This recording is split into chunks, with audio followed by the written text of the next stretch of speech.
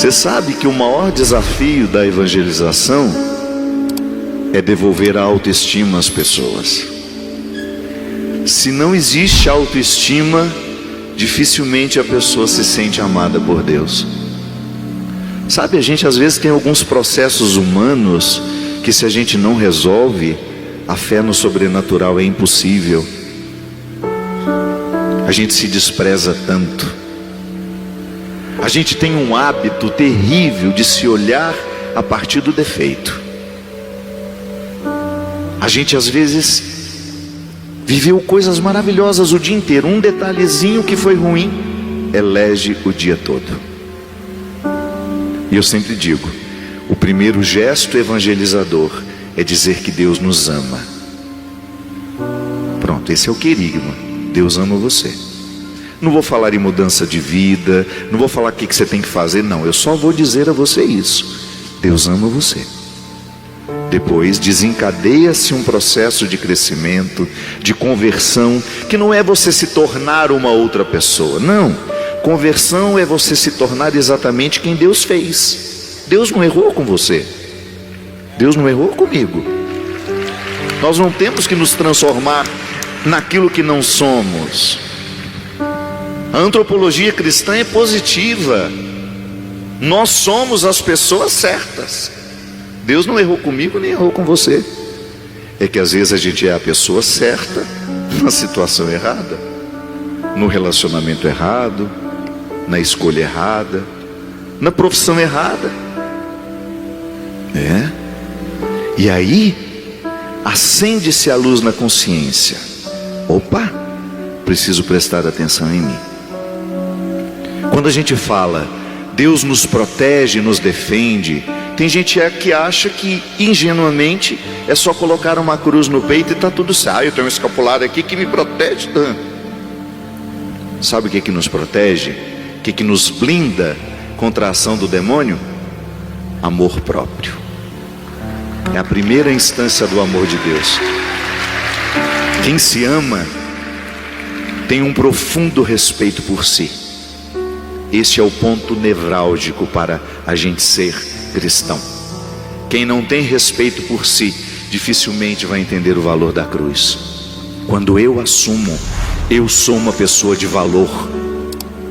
Nada nem ninguém pode apagar o meu valor. Nada nem ninguém.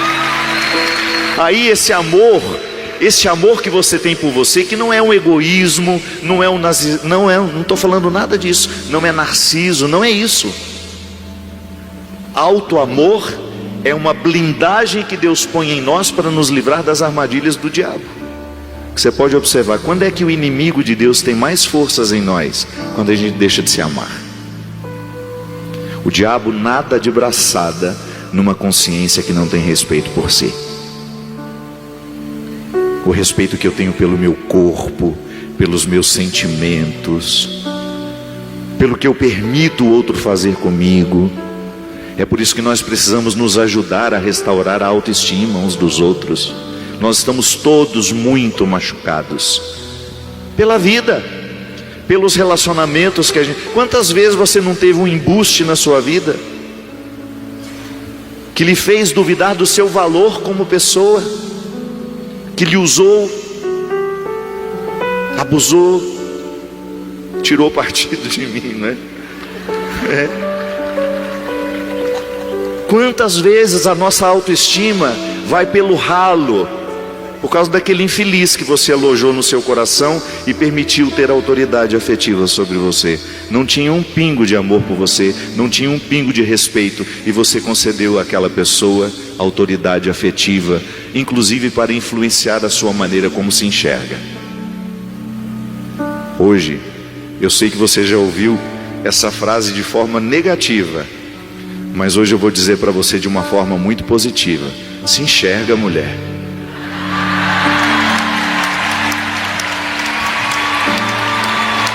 Se enxerga, rapaz.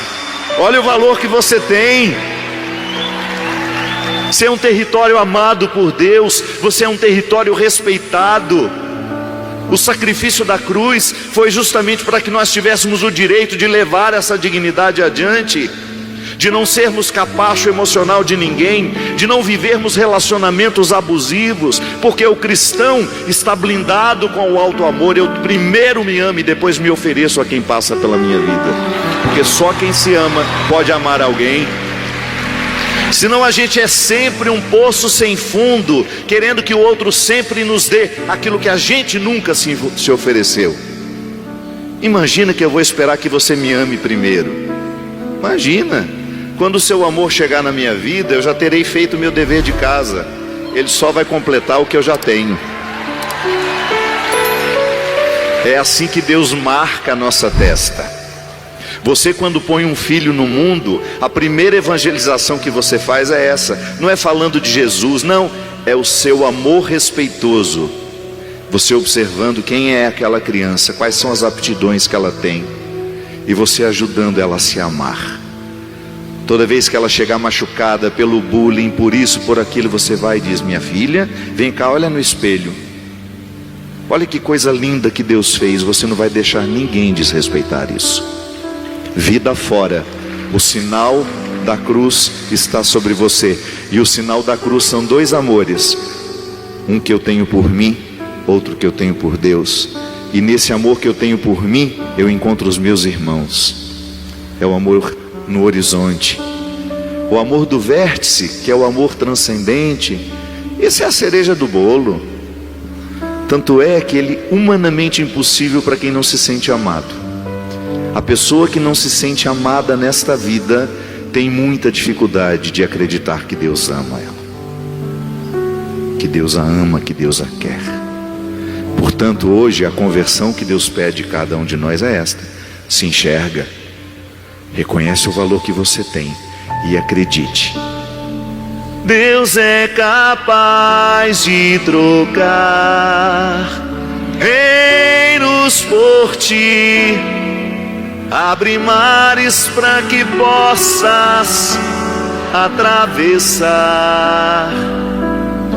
E se preciso fosse, daria novamente a vida por ti.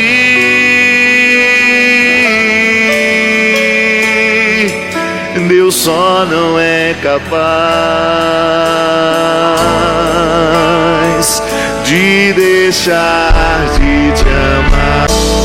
Isso não tem jeito mesmo. Por mais que você erre, por mais que você se perca, Ele sempre estará pronto, esperando por você. Deus só não é capaz de deixar de me amar.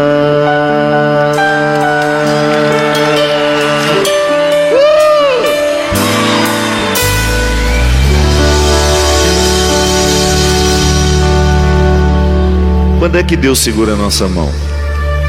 Quando coloca ao lado das nossas vidas, ao nosso lado, alguém que nos faz chegar ao melhor de nós. Se aquele que segura a sua mão e faz chegar ao melhor de si, é a mão de Deus na sua vida.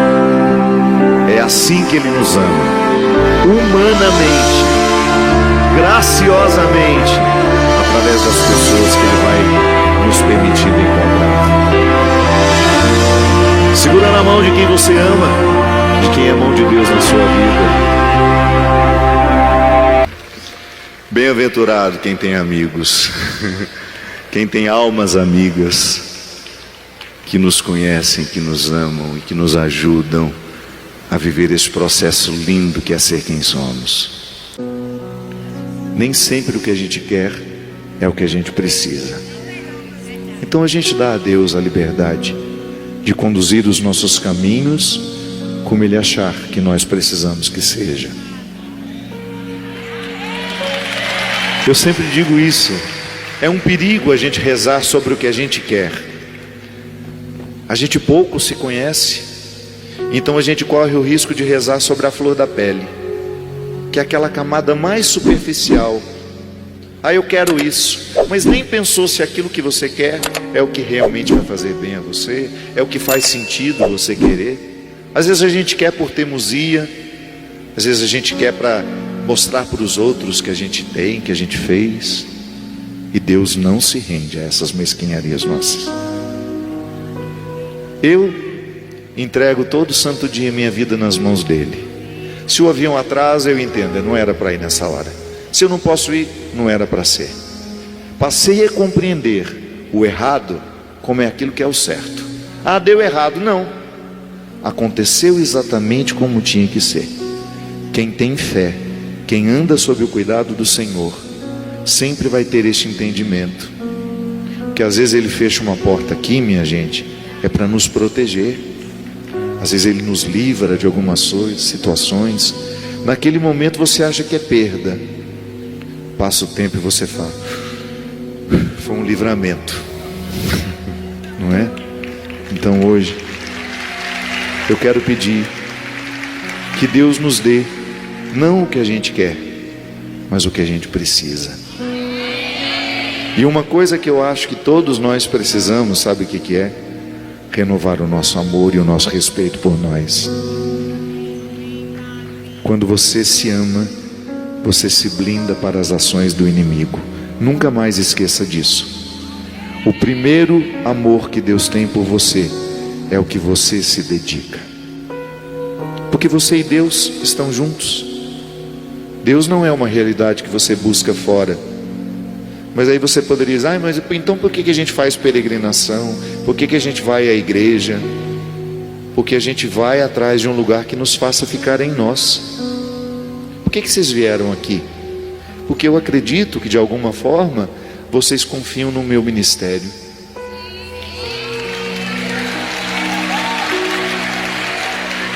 E se um dia eu lhe der um conselho que você identificar como contrário ao que Deus já revelou para você, por favor, não acredite em mim.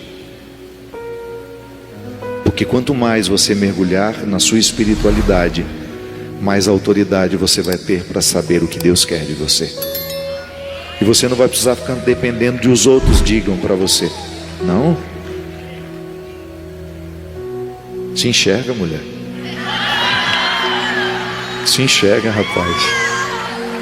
A gente escutou isso a vida inteira como negativo, né? A partir de hoje, não.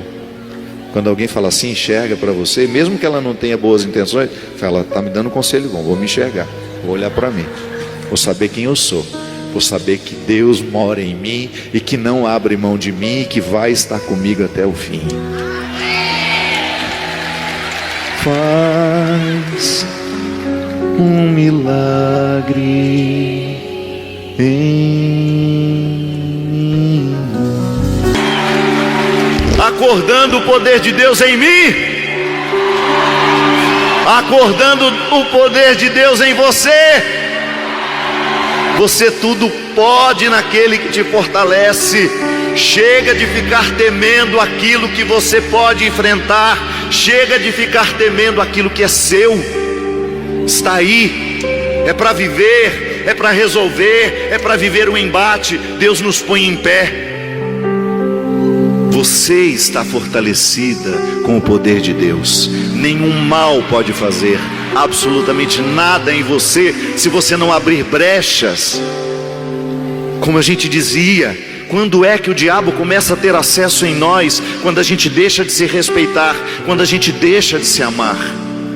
A blindagem que Deus faz em nós é a fé, é a consciência que você tem. O diabo, como dizia Santo Agostinho, é um cão bravo, que late dia e noite, mas está amarrado.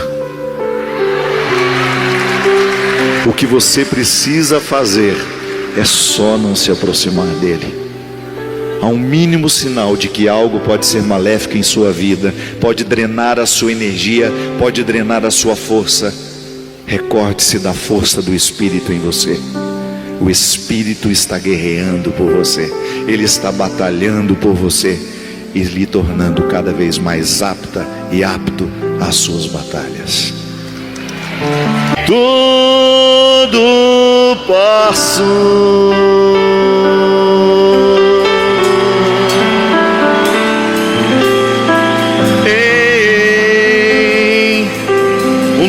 nome sobre todo nome: Jesus.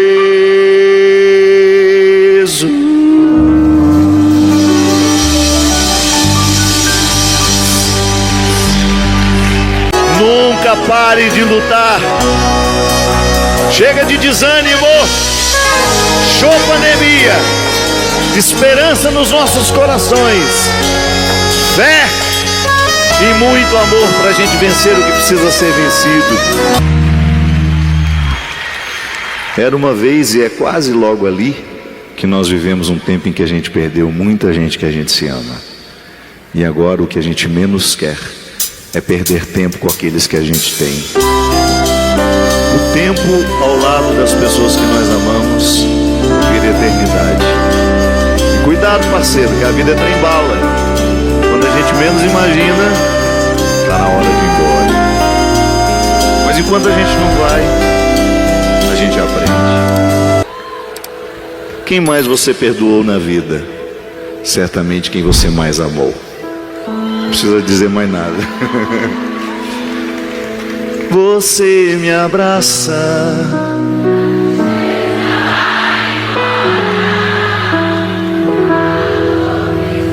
fica da porta para fora.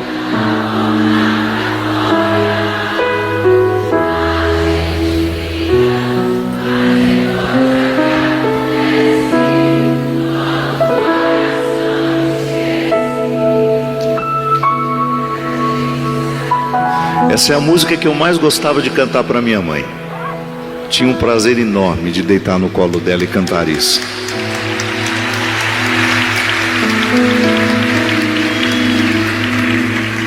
A pandemia levou tanta gente que nós amávamos.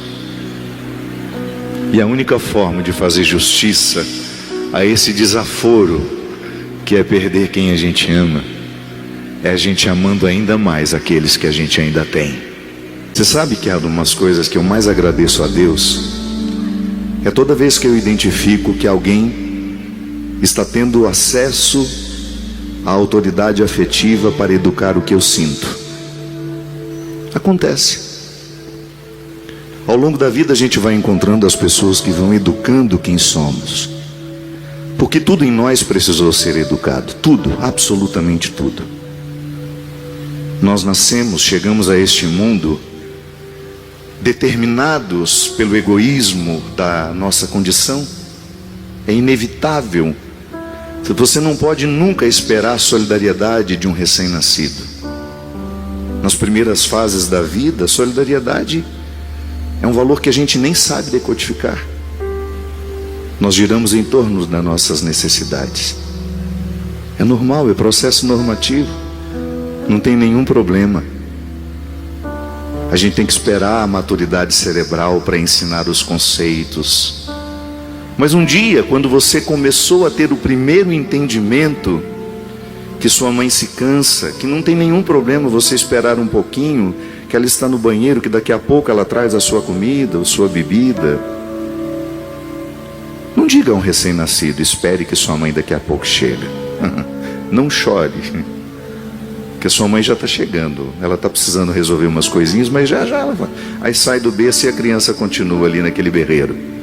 Não, nada em nós pode ser resposta solidária na vida, nas primeiras fases da vida. Mas em um determinado momento, com muito jeito, a sua mãe foi dizendo: minha filha, divida essa bonequinha com a sua irmã. O que a gente tem fica mais bonito quando a gente divide. Você começou a ter as primeiras lições sobre a sua capacidade de dividir o que você tinha. Divide um brinquedinho, divide uma bolachinha. Alguém começou a educar os seus sentimentos, os seus entendimentos, e você começou a florescer nas suas possibilidades. Aristóteles tinha muita razão, inclusive nos ensinou a filosofia clássica cristã. Absorveu muito dos ensinamentos de Aristóteles. Aristóteles dizia que quando você olha para uma semente, você vê todas as possibilidades da árvore, mas não é garantia que se torne. Você tem que colocar no lugar certo, favorecer, colocar nas condições ideais para que a semente floresça com todas as suas possibilidades. O cristianismo em nós é a mesma coisa. Um dia você recebeu tudo isso em semente, em estado de semente, o batismo, as primeiras falas que você foi sendo capaz de entender sobre o que significa ser cristão. Porque se alguém não tivesse retirado você do seu egoísmo, é bem provável que você ainda estivesse repetindo todos os condicionamentos do indivíduo. O processo humano é sempre assim. Eu saio da condição de indivíduo quando a minha maturidade cerebral me permite isso. A psicologia nos ensina.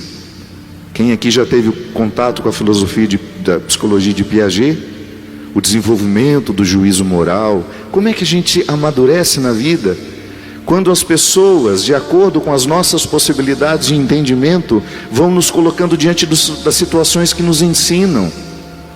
Piaget dizia de forma linda: a única forma que tem de educar uma criança que ainda não é capaz de ter uma complexidade de pensamento é brincando.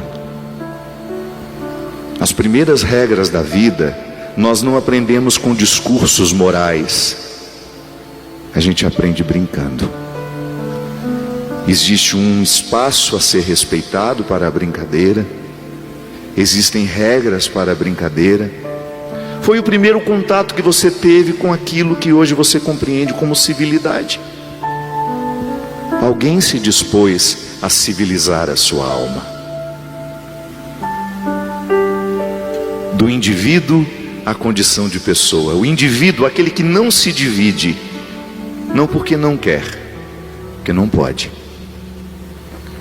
E depois você vai assimilando os valores do ser pessoa, que de acordo com a filosofia cristã, judaica, é uma junção das duas. Ser pessoa é aquele que se tem e se tendo se dá. Só posso dar a você aquilo que antes eu possuí. Se eu ainda não sou dono de mim, dificilmente eu me darei com qualidade a alguém. Quando eu vou tomando posse de quem eu sou, aí sim eu tenho o direito de me dar a alguém. Por isso que às vezes a gente se ama tão mal, a gente se casa com uma pessoa que ainda não se tem, a gente fica amigo de uma pessoa que ainda não se tem, que ainda tem todas as forças da individualidade prevalecendo sobre a condição de pessoa.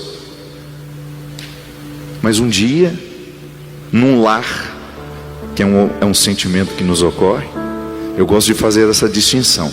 Lar não é um aglomerado de paredes e móveis. Lar é um sentimento que nos ocorre. Eu estou às vezes diante de algumas pessoas que significam um lar para mim, porque me colocam no eixo da minha verdade. Eu fico tão à vontade que tudo aquilo que é meu eu sei oferecer.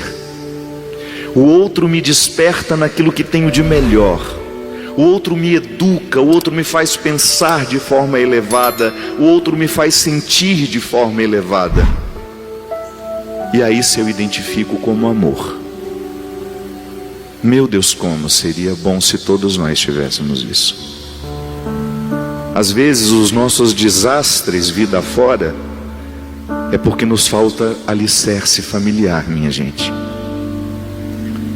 Às vezes os nossos desastres como pessoas é porque nos falta a estrutura que nos sustenta e que nos dá condições de amadurecer. Os nossos relacionamentos imaturos, as nossas iniciações imaturas, as nossas construções familiares sempre marcadas pelo improviso, pelo desajeito, pela imaturidade, vão dificultando cada vez mais a melhora deste mundo. Porque o mundo vai evoluir no dia em que nós estivermos no eixo da nossa verdade, fazendo o nosso papel e gerando filhos mais saudáveis e mais evoluídos, mais solidários, menos indivíduos, mais pessoas. A isso nós chamamos de catequese, cristianismo. As outras religiões dão outros nomes, mas no fundo, o que a gente quer é ser uma pessoa emocionalmente educada, capaz de viver com o outro, de oferecer o que tem de melhor e de receber do outro a mesma coisa. Meu Deus, como seria bom se todos nós tivéssemos isso.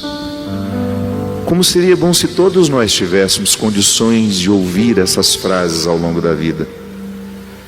Deixa eu ver a mão machucada. Quando a nossa mãe se interessava pelo joelho esfolado, pela mão machucada, ela tinha acesso a outros lugares em nós que não eram físicos. Quantas vezes a minha mãe, curando um joelho esfolado, ela curava uma tristeza dentro de mim. A gente só virou gente. A gente só virou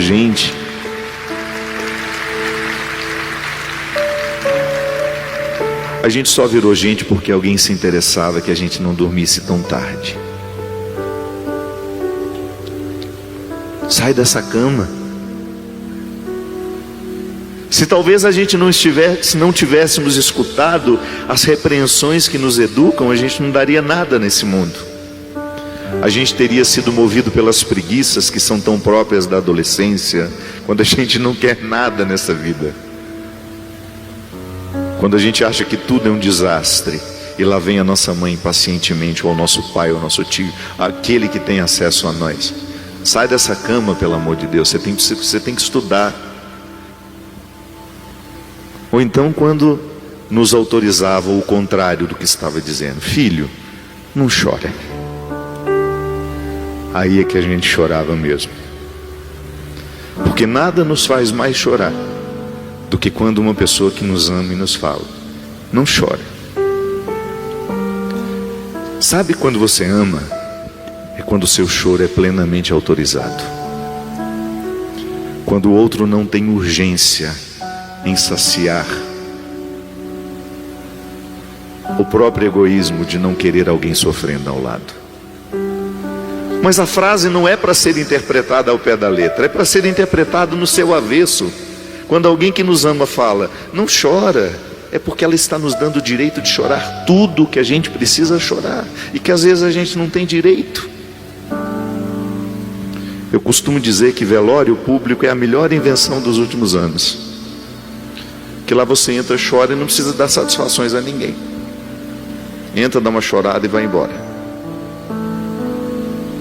Nós estamos muitas vezes proibidos de chorar, porque às vezes você precisa chorar, mas não sabe por quê. E se você chorar na frente do outro, ele racional que é: por que você está chorando? Aí o que a gente fala? Não sei. O choro alivia. E os que nos amam sabem que às vezes um bom sorriso só é construído depois de muitas e muitas lágrimas.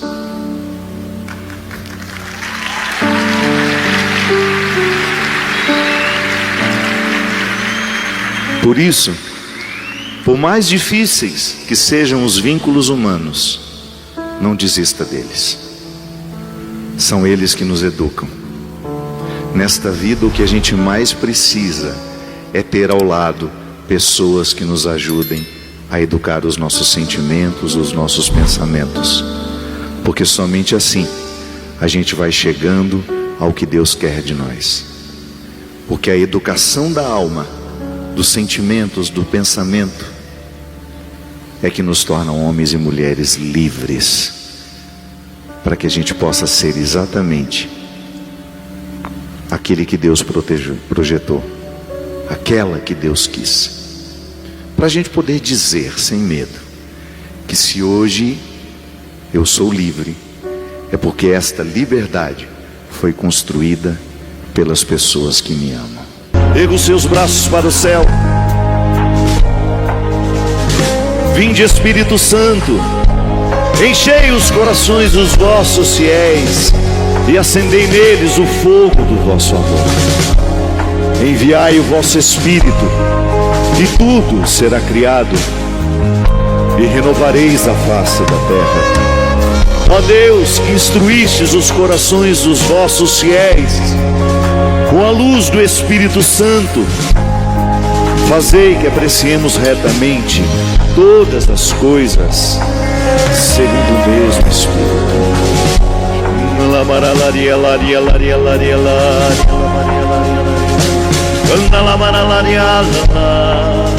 Solta a sua voz. Qual é a libertação que você hoje gostaria de receber do Senhor? Qual é a libertação que hoje você precisa para a sua vida? Os poderes de Deus estão em você, mas pode ser que o seu estilo de vida, a maneira como você se interpreta, tenha lhe impedido de conhecer os poderes do Espírito em você. O Espírito te blinda contra todo o mal. O Espírito te blinda numa ponte que faz chegar a Deus. Aqueles que passam pela sua vida. E hoje nós queremos acordar a força do nosso batismo em nós. A força do Espírito Santo nos concedendo os munos de Cristo. O muno sacerdotal, para que você possa abençoar os que passarem por você, para que você possa derramar bênçãos nos seus trabalhos, com as pessoas que você convive. Você tem o mundo sacerdotal de Cristo. Você é sacerdotisa de Cristo. Você é sacerdote de Cristo. Você participa de uma forma diferente da minha, mas o batismo te dá a autoridade de ser, de representar a bênção de Deus pelo mundo. E hoje nós queremos acordar isso em nós. Nós recebemos o munus profético. Que o Senhor hoje destranque a sua profecia. E não se engane, profecia não é você subir nos púlpitos e ficar dizendo aos outros como eles devem viver. Não. A primeira profecia que nós precisamos viver e professar é sobre a nossa vida. Como você precisa viver. Não permita que o diabo dê a ordem. Que a ordem da sua vida seja sempre dada pelo Espírito Santo em você. Que você nunca precise passar pelos outros para entender o que Deus quer da sua vida. Que o outro seja apenas um instrumento para ajudar a discernir, mas a autoridade primeiro é sua. E hoje nós queremos acordar essa autoridade. O munus profético desperta a profecia no seu coração. Seja profetiza na vida dos seus filhos. Seja profeta na vida dos seus filhos. Seja profeta e profetiza na vida dos seus amigos. Leve a palavra que liberta. Expulse a palavra que faz mal, que amaldiçoa. Tranque as forças da palavra negativa. E desperta a força espiritual da palavra que unge, da palavra que cura, da palavra que encaminha, que endireita, que sara, que abraça, que converte. Toma posse hoje do dom da profecia de Cristo. E por fim, o munus régio. Nós temos a dignidade de Cristo em nós. Que nada e nem ninguém venha ofuscar essa dignidade. Nós estamos coroados com a dignidade de Cristo. E essa dignidade não é outra coisa senão um caminho de santidade. Quanto mais digno você se sentir, quanto mais digno diante de Deus e pequeno diante dele também, porque é ambíguo. A dignidade é um reconhecimento de valor, mas é também um reconhecimento de pequenez e de humildade. O digno é aquele que se sabe pequeno, mas reconhece o valor que tem mesmo sendo pequeno. Desperta a dignidade naqueles, Senhor, que estão esquecidos do valor que tem. Há muitas pessoas entre nós hoje que estão esquecidas do valor que tem. E nós queremos proclamar a quebra de toda a maldição que nos fez esquecer quem somos. Nós somos filhos amados de Cristo. Filhos amados de Deus. A salvação nos foi oferecida. E nós não queremos aceitar as condenações que tantas vezes nos amarram, nos retiram a liberdade. O amor de Deus por todos os homens é infinito e incondicional. Ele nos ama de uma maneira que não podemos compreender completamente, mas podemos experimentar em nossas vidas diariamente. Esse amor não se baseia em nossos méritos ou realizações, mas na sua própria natureza amorosa. Deus nos ama com um amor que transcende nossas falhas e imperfeições. Ele nos vê em nossa totalidade, conhecendo cada pensamento, cada ação e cada aspecto de nossas vidas, e ainda assim escolhe nos amar. Seu amor é profundo e verdadeiro, capaz de nos perdoar e nos restaurar, independentemente do que tenhamos feito.